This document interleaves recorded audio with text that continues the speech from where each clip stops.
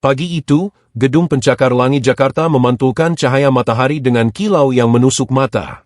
Aku berdiri di lobi, ragu-ragu menatap kantor besar yang akan menjadi tempatku bekerja. Semua tampak megah, modern, dan menakutkan. Di lantai atas, Nadira duduk di balik meja kaca, sosok wanita yang begitu sempurna. Elegan, dingin, tapi entah mengapa ada sesuatu di matanya yang membuat jantungku berdebar. Aku tahu, aku tidak boleh jatuh cinta padanya, tapi rasanya semua logikaku hancur saat tatapannya menembusku dari jauh. Hari pertama itu, aku belajar satu hal, di dunia profesional, aturan jelas. Tapi hati, tak pernah mengikuti aturan apapun. Dan malam itu, ketika lampu kantor mulai redup, aku sadar, aku sudah terjebak dalam sebuah perasaan yang tak seharusnya ada. Jangan lupa dukung channel ini dengan cara like, comment, share, dan subscribe agar kami semakin semangat menghadirkan kisah-kisah inspiratif lainnya. Semuanya bermula dari sebuah ruang rapat kaca di lantai 10. Aku baru 2 hari bekerja di perusahaan desain interior itu, dan pagi itu seluruh tim dikumpulkan untuk briefing. Tapi saat pintu terbuka, suasana mendadak hening. Langkah sepatu Hak berderap pelan di lantai marmer. Dan di sanalah dia, Nadira. Wanita itu berjalan dengan aura yang sulit dijelaskan. Dingin tapi elegan. Wibawa tapi memesona. Setiap mata memandang, tapi hanya aku yang tidak bisa mengalihkan pandangan sedikit pun. Dia berbicara dengan tenang, menjelaskan target proyek dan tanggung jawab masing-masing. Namun jujur saja, aku hampir tak menangkap satupun kata dari arah bibirnya. Yang kuingat hanya cara dia menatap, senyum tipisnya, dan suara yang menembus batas nalar. Sampai akhirnya tatapan kami bersitatap sesaat. Waktu seolah berhenti.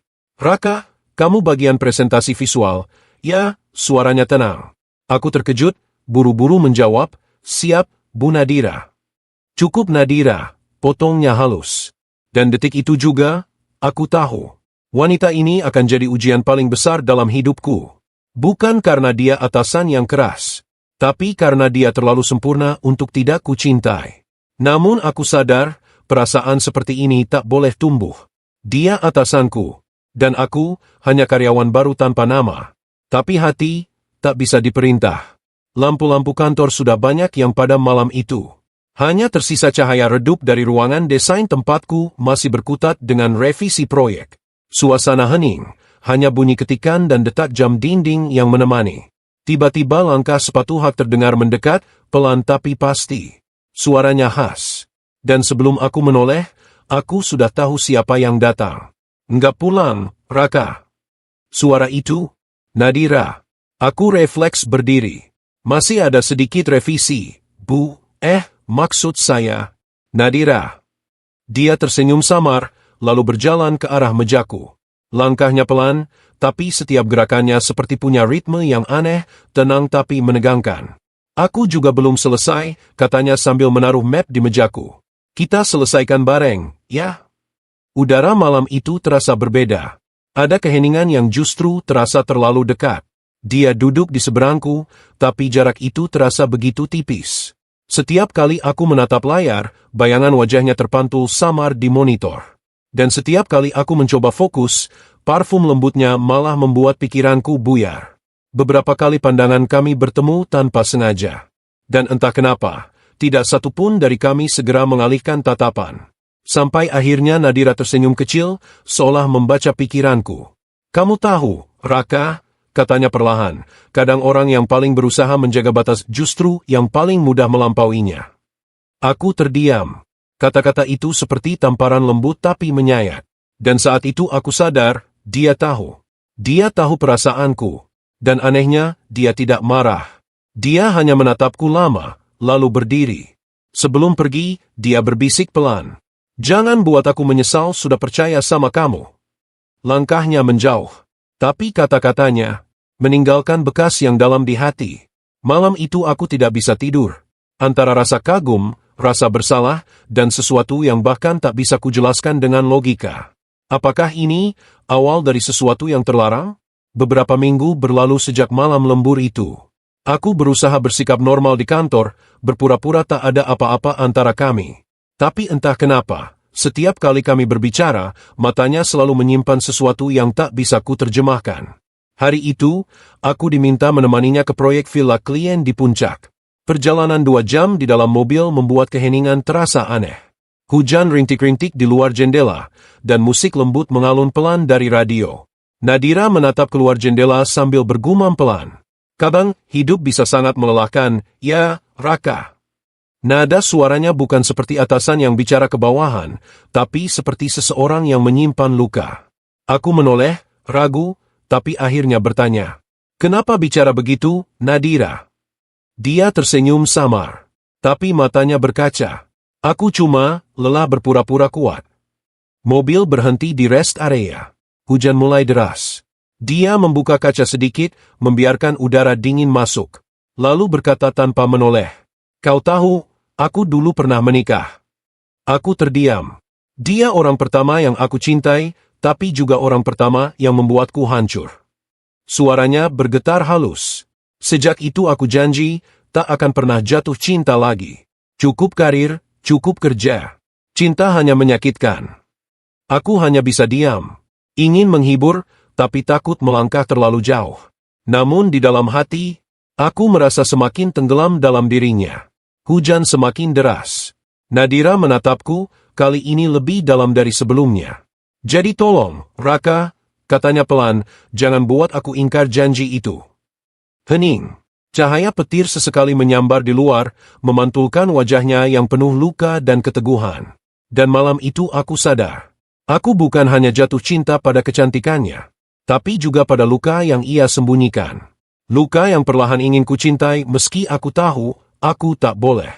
Hujan tak kunjung reda malam itu.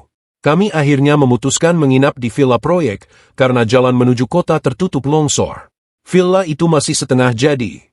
Hanya ada satu kamar yang cukup layak, dengan perapian kecil di pojok ruangan. Aku berusaha menjaga jarak, tapi situasinya terlalu dekat untuk dihindari. Nadira duduk di depan perapian, membungkus diri dengan selimut tipis. Cahaya api memantulkan bayangan lembut di wajahnya. Untuk pertama kalinya, dia tampak rapuh. Kamu bisa duduk, Raka. Aku nggak gigit, ucapnya lirih. Nada suaranya lembut, tapi ada sesuatu di dalamnya, campuran kesepian dan ketulusan. Aku duduk agak jauh, tapi tetap di hadapannya. Entah kenapa, diam di ruangan kecil itu terasa lebih berat daripada berbicara. Dulu aku sering ke tempat seperti ini, katanya tiba-tiba. Waktu masih menikah. Tapi sekarang, semua terasa kosong. Aku menatapnya tanpa berani menyela. Dia menarik napas dalam, lalu menatapku dengan mata sendu. Kamu pernah merasa dunia terlalu kejam sama orang yang cuma ingin bahagia, Raka? Pertanyaan itu menghantam hatiku. Aku ingin menjawab, tapi tak tahu harus mulai dari mana. Sampai akhirnya aku berkata pelan. Mungkin bukan dunia yang kejam, Nadira. Kadang kita cuma terlalu baik sama orang yang salah. Dia terdiam. Lalu tiba-tiba tersenyum kecil, tapi matanya mulai berkaca. Lucu ya, kenapa kamu selalu tahu kalimat yang pas? Aku menunduk. Aku juga nggak tahu. Mungkin karena aku pernah ngerasain hal yang sama. Hening. Hanya bunyi hujan dan api yang membakar kayu. Sampai akhirnya, Nadira berdiri, berjalan pelan ke arahku. Dia berhenti tepat di depanku, lalu berbisik. Raka, kalau aku minta kamu tetap di sini malam ini, kamu masih bisa janji untuk nggak jatuh cinta padaku. Jantungku berhenti sejenak. Aku menatap matanya, ada ketakutan, ada kerinduan, ada sisa luka yang belum sembuh. Aku tahu, jika aku bertahan malam ini, segalanya tak akan sama lagi. Tapi jika aku pergi, mungkin aku tak akan pernah melihat senyum itu lagi. Dan di antara dinginnya hujan, aku hanya bisa menjawab pelan. Aku nggak janji bisa menahan, Nadira. Dia menutup matanya sesaat, menahan air mata. Lalu membisik. Kalau begitu, jangan salahkan aku kalau besok aku pura-pura lupa semuanya. Malam itu, hujan menjadi saksi bisu. Dua hati yang sama-sama hancur, tapi justru saling menemukan kehangatan. Bukan cinta yang suci, bukan juga cinta yang kotor. Hanya dua jiwa yang rindu dipahami. Sejak malam di villa itu, segalanya berubah. Bukan secara nyata, tapi terasa. Tatapan, cara bicara, bahkan diamnya Nadira, semuanya kini membawa makna yang berbeda. Di kantor, dia kembali jadi sosok dingin yang kukenal di awal. Tak ada senyum lembut, tak ada percakapan pribadi, tak ada perhatian kecil. Seolah malam itu tak pernah terjadi. Tapi setiap kali mata kami bertemu di ruang rapat, ada sesuatu yang tak bisa disembunyikan. Tatapan itu seolah mengingatkan pada sesuatu yang hanya kami berdua yang tahu. Aku mencoba bersikap profesional. Tapi di setiap langkahnya, di setiap aroma parfumnya, di setiap kata yang keluar dari bibirnya, aku selalu kembali pada malam itu, malam yang seharusnya tak boleh terjadi. Sampai suatu hari, aku memberanikan diri menghampirinya di ruang kerjanya. Nadira, aku cuma mau bicara sebentar. Dia masih menatap layar laptopnya, tanpa menoleh. Kalau soal pekerjaan, kirim lewat email aja. Aku menarik napas panjang. Bukan soal pekerjaan. Tangannya berhenti mengetik. Perlahan dia menutup laptop, lalu menatapku. Apa yang kamu mau, Raka? Pertanyaan itu sederhana, tapi terasa berat. Aku menatap matanya dan berkata dengan suara nyaris bergetar. Aku cuma mau tahu malam itu, semua yang terjadi, apa cuma aku yang merasa ada sesuatu? Hening. Suara detak jam di dinding terdengar begitu jelas. Nadira menatapku lama, sebelum akhirnya berdiri dan berjalan pelan ke arah jendela. Dia menatap keluar, lalu berkata pelan. Kita berdua salah, Raka. Malam itu bukan tentang cinta, itu tentang kesepian. Aku diam, tapi hatiku memberontak. Kalau cuma kesepian, kenapa kamu masih ingat tatapan itu? Kata-kataku membuatnya menoleh cepat, wajahnya tegang, tapi matanya bergetar. Berhenti, Raka, serunya, nada suaranya campuran antara marah dan takut. Kamu nggak tahu apa yang kamu hadapi. Dia menarik napas dalam, mencoba tenang. Aku punya alasan kenapa aku harus jauh dari kamu. Jangan paksa aku jelasin. Aku berdiri, menatapnya lurus.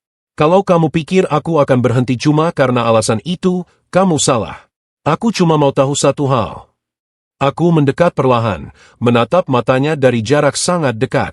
Perasaan itu masih ada. Dia memejamkan mata, air mata menetes pelan di pipinya. Tapi saat kembali membuka mata, dia hanya berkata pelan. Kalau ia pun, apa gunanya? Aku tak menjawab. Dan kali ini, justru aku yang memilih mundur. Keluar dari ruangannya dengan dada bergetar, dan hati yang mulai tahu. Cinta ini bukan hanya ujian, tapi mungkin juga hukuman. Hari itu kantor terasa lebih sepi dari biasanya. Nadira tidak masuk, dan anehnya, suasana tanpa dirinya justru membuatku gelisah. Entah kenapa, setiap kali dia tak ada, ruang ini terasa kosong. Sore harinya, aku mendapat pesan singkat dari nomor tak dikenal. Kalau kamu masih ingin tahu kenapa aku menjauh, datang ke kafe di Jalan Melati jam 7 malam. Aku tahu siapa pengirimnya. Tanpa pikir panjang, aku langsung berangkat. Kafe itu sepi. Hanya beberapa pengunjung duduk dengan kopi masing-masing.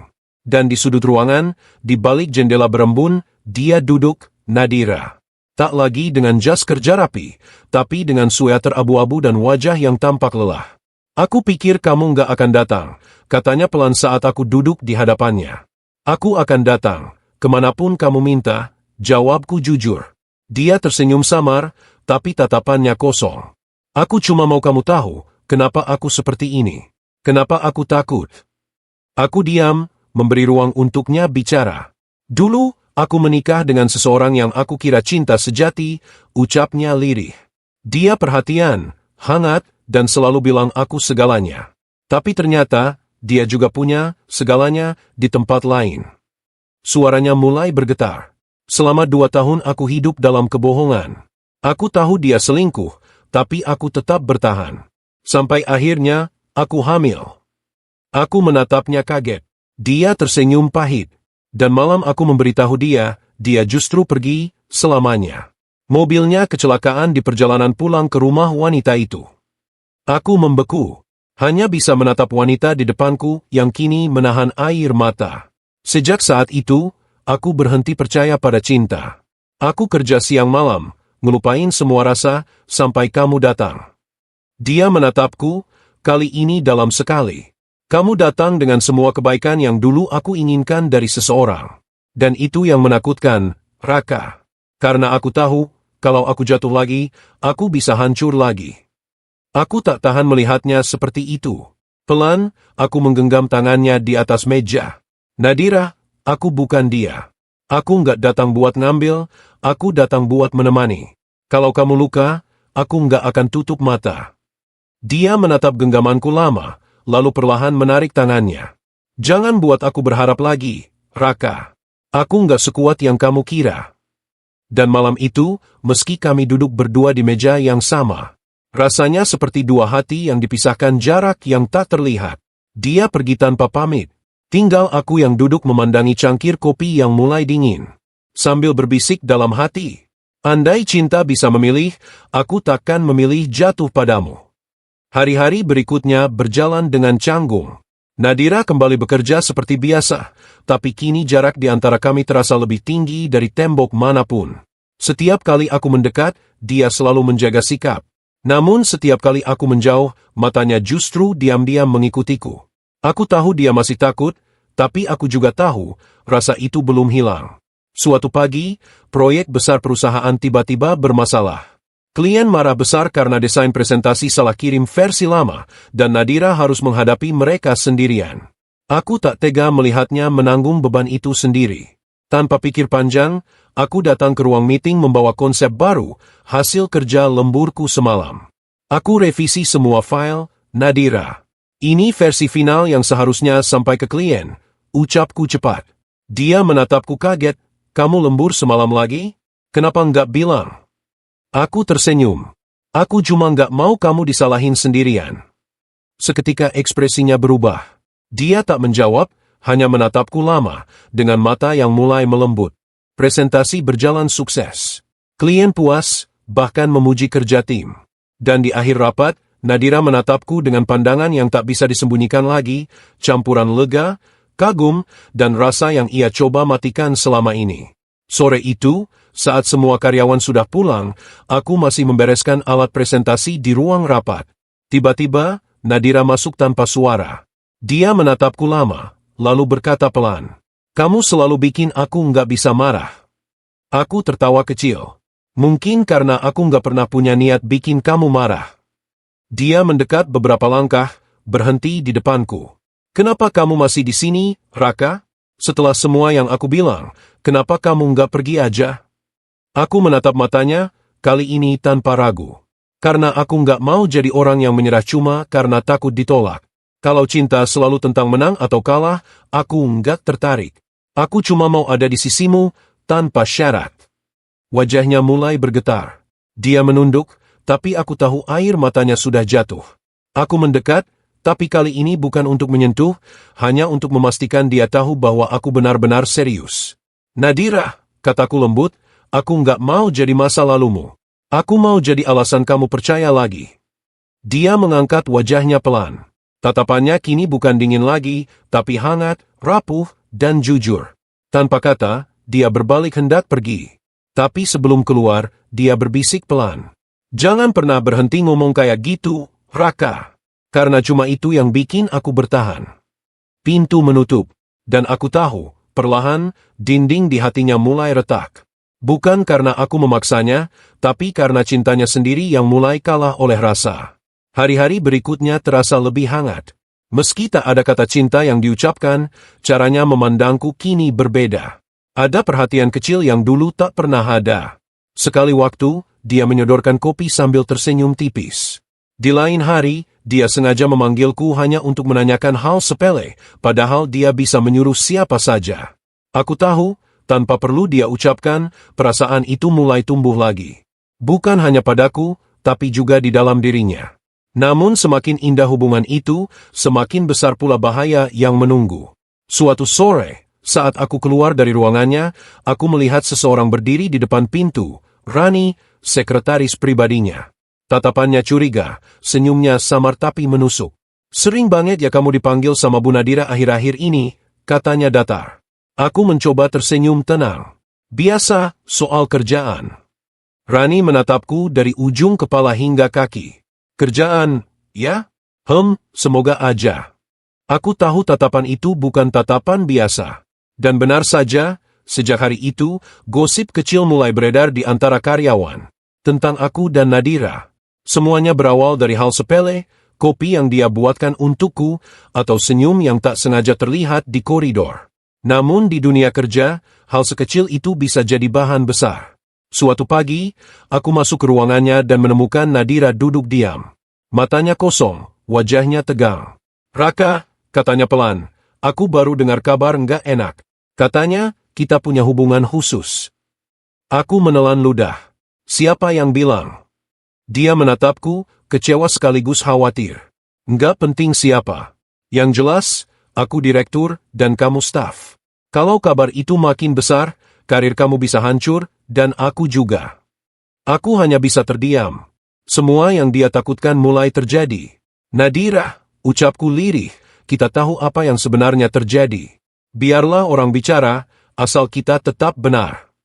Dia berdiri cepat. "Kamu nggak ngerti, Raka. Dunia ini nggak peduli siapa yang benar. Mereka cuma lihat siapa yang salah untuk dijatuhkan." Hening. Untuk pertama kalinya, dia meninggikan suara padaku. Dan aku bisa merasakan betapa besar ketakutannya kehilangan segalanya lagi. Dia menunduk, suaranya melemah. "Aku nggak mau kamu hancur karena aku, Raka. Aku nggak mau ulangi kesalahan masa lalu." Aku ingin menjawab, tapi tak ada kata yang bisa menenangkan perempuan sekuat dan serapuh itu. Dia memalingkan wajah, dan sebelum pergi, dia berbisik pelan. "Mulai besok, jangan datang ke ruanganku lagi. Anggap saja, semua ini nggak pernah terjadi." Kata-kata itu menamparku lebih keras dari apapun. Aku tahu dia ingin melindungiku. Tapi sekaligus aku sadar, dia juga sedang mencoba melindungi hatinya sendiri. Dan kali ini, mungkin aku benar-benar akan kehilangan dia, bukan karena cinta yang salah, tapi karena dunia yang tak mengizinkan. Malam itu, hujan turun pelan, menari di atas kaca jendela rumah besar itu. Raka baru saja menyelesaikan tugasnya menyiram bunga di taman belakang. Namun langkahnya terhenti ketika melihat cahaya ruang tamu masih menyala. Di sana, duduklah Nadira. Rambutnya sedikit terurai, wajahnya tanpa riasan, tapi justru itulah yang membuatnya terlihat begitu menenangkan. Tatapannya kosong, seolah sedang berbicara dengan hujan. "Mas Raka," suaranya lembut ketika menyadari kehadiran lelaki itu. "Kamu belum tidur?" Raka menunduk sopan. "Belum, Bu. Saya baru selesai beresin taman." Nadira tersenyum tipis, senyum yang entah kenapa membuat dada Raka bergetar. "Kamu rajin sekali. Padahal udah malam." Raka ingin menjawab biasa saja, tapi tatapan mata Nadira terlalu sulit dihindari. Ada kehangatan di sana, juga kesedihan yang samar. Campuran perasaan yang membuat Raka ingin lebih dekat, tapi juga takut terlalu jauh. Nadira menepuk kursi di sebelahnya. "Duduk sebentar. Hujannya indah malam ini." Raka ragu sejenak, namun akhirnya menuruti. Mereka duduk berdampingan, hanya terpisah jarak beberapa jengkal. Suara hujan menjadi musik sunyi yang menemani. "Mas Raka," ucap Nadira pelan, "kadang aku merasa rumah ini terlalu sepi." Raka menatapnya pelan. "Ibu merasa kesepian?" Nadira menghela napas. "Iya. Semua orang pikir aku bahagia. Tapi mereka nggak tahu rasanya hidup sendirian di tengah kemewahan." Kata-kata itu menampar hati Raka. Ia ingin bicara, tapi takut suaranya justru mengguncang perasaannya sendiri.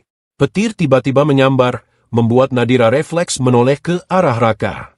Seketika jarak di antara mereka lenyap. Wajah mereka begitu dekat, hingga Raka bisa merasakan hembusan napasnya. Waktu seperti berhenti. Hanya mata yang bicara. Dan di antara tatapan itu, ada sesuatu yang tak seharusnya tumbuh, tapi sudah terlanjur ada. Sadar akan situasi, Raka buru-buru berdiri. "Maaf, Bu, saya harus ke kamar." Nadira hanya menatapnya, tanpa kata. Namun tatapan itu, lembut tapi dalam, mengiringi langkah Raka hingga ia menutup pintu di belakangnya. Malam itu, Raka menatap langit-langit kamarnya yang gelap. Hatinya kacau. Ia tahu, perasaannya mulai melampaui batas. Dan ujian yang sebenarnya baru saja dimulai. Pagi itu, embun masih menempel di dedaunan taman ketika Raka mulai bekerja. Ia menyapu halaman dengan pelan, mencoba menenangkan pikirannya yang sejak semalam tak henti dihantui bayangan wajah Nadira. Tatapan mata wanita itu, lembut namun dalam, terus berputar di kepalanya. Tiba-tiba suara lembut memecah keheningan. "Mas Raka." Raka menoleh. Nadira berdiri di ambang pintu, mengenakan gaun santai warna krem yang menambah keanggunannya. Rambutnya diikat setengah, wajahnya tampak segar diterpa cahaya pagi. "Selamat pagi, Bu," ucap Raka sopan, berusaha menyembunyikan kegugupannya. Nadira tersenyum kecil. "Aku mau ke pasar bunga. Kamu bisa temani aku?" Raka sedikit terkejut. Biasanya Nadira pergi bersama sopir pribadi. Tapi kali ini, dia justru meminta Raka yang menemani. "Tentu, Bu, kalau Ibu nggak keberatan saya ikut." Mereka berangkat dengan mobil hitam milik Nadira. Sepanjang perjalanan, suasana terasa canggung di awal. Raka lebih banyak diam, takut salah bicara. Namun setelah beberapa menit, Nadira mulai membuka percakapan ringan. "Dulu waktu suamiku masih ada, kami sering ke pasar bunga bersama. Dia yang ngajarin aku merawat tanaman." Nada suaranya lirih, seperti sedang berbicara dengan kenangan. Raka hanya mendengarkan, tapi di hatinya muncul rasa iba yang dalam. "Kalau boleh jujur, Bu, taman rumah Ibu jadi indah karena Ibu rawat dengan hati," ucapnya pelan. Nadira tersenyum, menatap Raka sekilas. "Kamu terlalu baik, Mas Raka." Sesampainya di pasar bunga, suasana berubah lebih hangat. Nadira berjalan di antara deretan bunga, menatap setiap warna dengan mata berbinar. Ia tampak begitu bahagia, sesuatu yang jarang terlihat di rumah besar itu. "Mas Raka, bunga ini cantik, ya?" katanya sambil mengangkat pot mawar merah. "Iya, Bu, cantik sekali," jawab Raka cepat, tapi matanya justru menatap Nadira, bukan bunganya. Nadira menoleh, bibirnya melengkung nakal. "Bunganya, atau aku?" Raka tersenyum gugup, menunduk. "Dua-duanya, Bu." Nadira hanya tertawa pelan, tapi rona merah di pipinya tak bisa disembunyikan. Ada kehangatan baru di antara mereka, yang bahkan tak perlu diucapkan. Dalam perjalanan pulang, Nadira diam lebih banyak. Tapi ketika mobil berhenti di halaman, ia menatap Raka dalam-dalam. "Mas Raka, kalau suatu hari aku butuh seseorang untuk sekadar mendengarkan, kamu mau jadi orang itu?" Raka menatapnya, mencoba menahan debar di dada. "Saya selalu siap, Bu. Tapi saya takut, nanti hati saya nggak kuat." Nadira tersenyum samar, lalu melangkah turun tanpa berkata lagi. Tapi dari sorot matanya, Raka tahu, senyum itu menyimpan sesuatu yang lebih dari sekadar rasa terima kasih. Dan sejak hari itu, batas antara tugas dan perasaan mulai kabur. Hari-hari setelah itu berjalan seperti biasa, tapi suasananya tidak pernah sama lagi. Setiap kali Raka dan Nadira berpapasan, tatapan mereka selalu saling mencari, meski keduanya berpura-pura tak peduli. Namun semua berpuncak pada suatu sore. Hujan turun deras, petir menyambar di langit, dan Raka sedang memperbaiki pipa air di taman belakang ketika Nadira datang, basah kuyup, membawa payung kecil. "Mas Raka, kenapa nggak nunggu hujan reda dulu?" seru Nadira. Raka menatapnya sambil tersenyum lemah. "Kalau saya berhenti kerja setiap kali hujan turun, nanti taman Ibu nggak seindah ini." Nadira berjalan mendekat, menatapnya dengan mata yang bergetar. "Berhenti dulu, Mas. Aku nggak mau kamu sakit." Untuk pertama kalinya, Raka melihat wajah Nadira begitu dekat tanpa jarak, tanpa peran. Hanya seorang wanita yang kesepian, dan seorang pria yang tak bisa lagi membohongi perasaannya. "Bu Nadira," suara Raka bergetar. "Saya tahu saya cuma orang biasa. Tapi setiap kali Ibu tersenyum, rasanya dunia ini berhenti." Air mata Nadira jatuh, bercampur dengan air hujan. "Raka, aku juga nggak tahu sejak kapan, tapi kamu selalu ada di pikiranku." Hening. Hujan menjadi saksi. Dua hati yang berusaha menahan, akhirnya jujur pada apa yang mereka rasakan. Namun Raka menunduk pelan, menahan napas. "Tapi saya nggak mau hubungan ini salah di mata Allah. Saya nggak mau mencintai seseorang hanya karena kesepian." Nadira memejamkan mata, menatapnya dengan tatapan yang dalam. "Aku menghormati kamu, Raka. Dan mungkin, itulah alasan kenapa aku jatuh cinta." Setelah hari itu, keduanya mulai menjaga jarak. Tapi bukan karena saling membenci, melainkan karena sama-sama ingin menjaga perasaan itu tetap suci. Nadira tetap menjadi wanita yang dihormati, dan Raka tetap menjalankan tugasnya dengan penuh tanggung jawab. Waktu berjalan. Beberapa bulan kemudian, Raka pamit untuk pindah kerja ke luar kota. Sebelum berangkat, Nadira memberinya sebuah surat kecil. Terima kasih sudah mengajarkanku arti ketulusan, tulis Nadira. Kau mungkin bukan bagian dari hidupku, tapi kau telah menyentuh hatiku dengan cara yang tak akan pernah kulupa. Raka membaca surat itu sambil menatap langit senja. Di hatinya, tak ada penyesalan. Hanya ketenangan, karena ia tahu, cinta sejati bukan tentang memiliki, tapi tentang menjaga yang seharusnya dijaga. Dan di balik setiap hujan yang turun, Nadira masih suka berdiri di jendela, memandangi taman yang dulu dirawat Raka. Sambil tersenyum pelan, ia berbisik, "Terima kasih, Raka, sudah datang dan mengajarkanku cara mencintai tanpa melanggar takdir."